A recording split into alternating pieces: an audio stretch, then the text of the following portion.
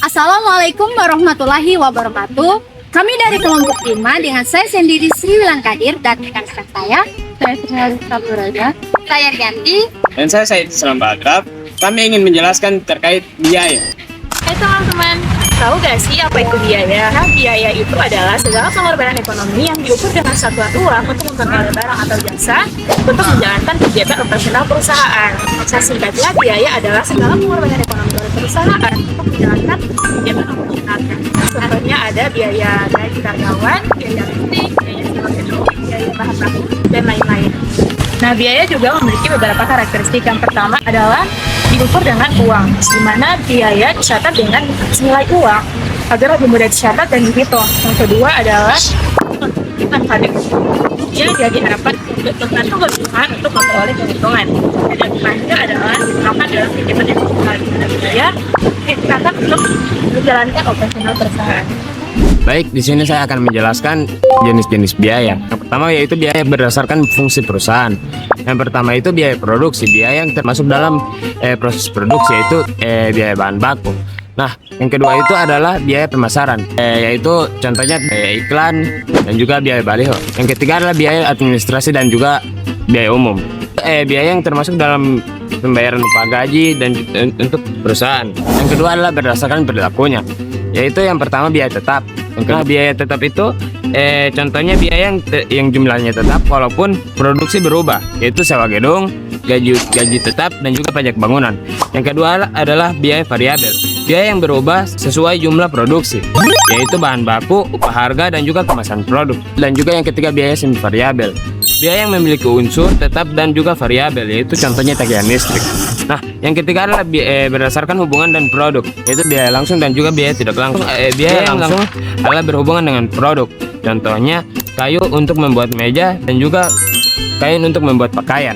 Nah, yang biaya tidak langsung adalah biaya yang tidak langsung berhubungan dengan produk, yaitu gaji satpam dan juga biaya kebersihan.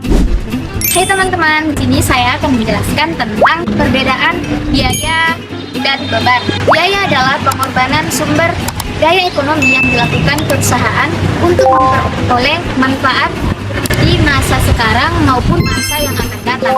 Contohnya seperti pembelian mesin produksi, pembelian bahan baku, pembelian kendaraan operasional, serta sewa dibayar di muka, dan pembelian perlengkapan kantor. Nah, sedangkan untuk beban adalah biaya yang manfaat ekonominya sudah digunakan untuk memperoleh pendapatan dalam suatu periode akuntansi. Nah, sementara itu, beban dicatat dalam laporan laba rugi karena berhubungan langsung dengan kegiatan operasional perusahaan pada periode berjalan. Nah, untuk contohnya yaitu yang pertama, beban listrik, beban gaji karyawan, beban sewa, beban penyusutan mesin, dan beban transportasi. Apa sih faktor-faktor yang mempengaruhi biaya? Dalam kegiatan perusahaan, biaya merupakan unsur penting yang harus diperhatikan karena berhubungan langsung dengan keuntungan atau laba yang diperoleh. Nah, faktor-faktornya yang pertama yaitu jumlah produksi, harga bahan baku, teknologi, dan upah tenaga kerja, serta kondisi ekonomi. Selanjutnya kita akan membahas mengenai tujuan pengendalian biaya. Intinya ada 4 alasan mengapa perusahaan harus mengelola pengeluarannya dengan cermat. 4 tujuan pengendalian biaya. Yang pertama yaitu kita harus menghindari boros, memastikan bahwasanya seluruh pengeluaran itu ada gunanya. Contohnya, kita tidak menumpuk stok berlebih agar barang tidak rusak atau sia-sia. Yang kedua yaitu meningkatkan laba. Jika biaya bisa ditekan tanpa mengurangi kualitas, maka otomatis keuntungan yang masuk ke perusahaan akan lebih besar. Yang ketiga yaitu data informasi.